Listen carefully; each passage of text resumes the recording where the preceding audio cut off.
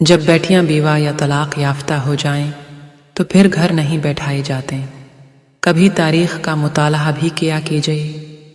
حضرت عمر بن خطاب رضی اللہ عنہ نے فرمایا کہ جب ان کی بیٹی حفصہ بیوہ ہو گئیں اور ان کی شوہر سیدنا خنیس بن حذافہ سہمی رضی اللہ عنہ جو رسول اللہ حیات کے صحابی اور بدر میں شرکت کرنے والی تھی مدینہ میں انتقال کر گئی تو میں حضرت عثمان رضی اللہ عنہ سے ملا اور اپنی بیوہ بیٹی حفصہ کا ذکر کیا اور ان سے کہا کہ اگر تم چاہو تو میں ان کا نکاح تمہاری ساتھ کر دوں۔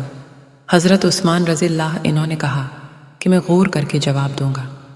میں کئی رات ٹھہرا رہا، پھر ملاقات ہونے پر حضرت عثمان نے فرمایا کہ مجھے فی الحال نکاح کرنے پر اطمینان نہیں ہوا۔ پھر حضرت ابوبکر رضی اللہ عنہ سے ملا اور ان سے کہا کہ اگر آپ چاہیں تو میں اپنی بیوہ بیٹی حفصہ کا نکاح تمہاری ساتھ کر دوں۔ حضرت ابوبکر خاموش ہو گئی اور کوئی جواب نہیں دیا۔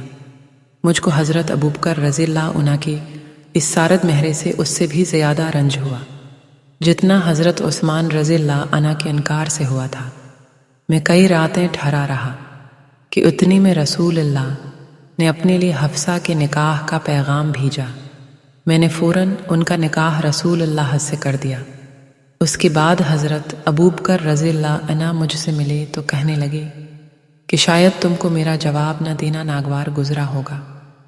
میں نے کہا ایسا ہی ہے۔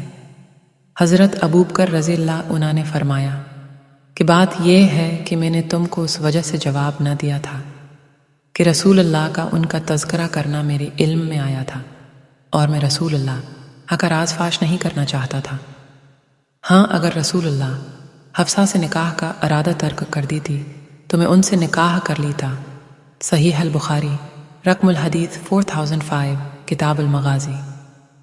ملاحظہ فرمائیے کہ حضرت عمر رضی اللہ عنہ نے کسی طرح خود ہی اپنی بیوہ بیٹی کے نکاح کا پیغام پہلے حضرت عثمان رضی اللہ عنہ کو دیا اور پھر حضرت ابوبکر رضی اللہ عنہ کو۔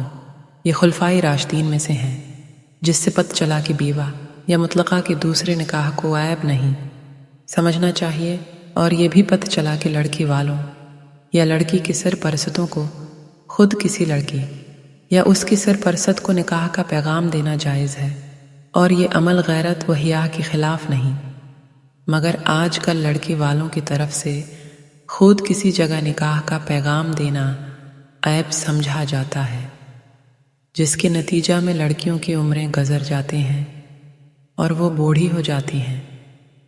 نوٹ: اس پیغام کو دوسروں تک پہنچائیے تاکہ اللہ کسی کی زندگی کو آپ کے ذریعے بدل دے۔